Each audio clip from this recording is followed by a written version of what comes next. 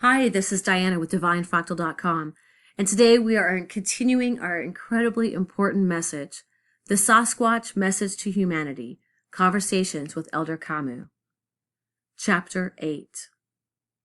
At this time, my people are reaching out to reconnect to your human people, to bring the message that only a civilization of the soul is sustainable, and it will outlast many uncivilizations of the mind that are unsustainable, limited to a materialistic explanation of the universe surrounding them, rather than a holistic understanding of our interconnection through communion with the omniverse every living entity is a part of. Only through empathy and compassion can an intelligent species continue to evolve. Domination only leads to chaos, sufferings, and pains, and ultimately to death and destruction. This last season, we have witnessed vast areas of our last pristine homelands being burnt to ashes across the western mountains and the northern forests of this continent you call North America. This is not due to natural phenomenon, but is a part of a larger concentrated effort and secret project of the lower powers to exterminate what is left of my people before any attempt to contact your species succeeds.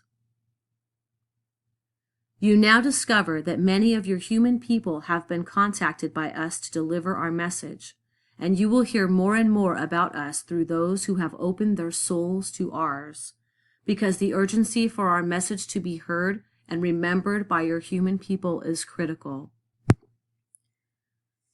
You now need to change your consciousness to higher levels of understanding, tune the mind with the heart, and reconnect with your individual soul first, to be able to commune with the greater soul of your species and other souls, not through thinking, but through feeling, in order to recover your divine essence.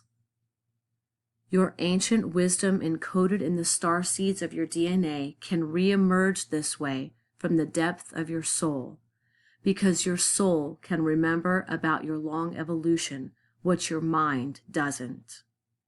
That is why the lower lords have kept you in your minds, to disconnect you from your souls, with the results that your societies have gradually lost connection and empathy toward other life forms, and even from your own kin, which is the cause of most all problems we now know on this home planet. And it is the reason why they have waged a secret war on my people since the downfall of Atlantis.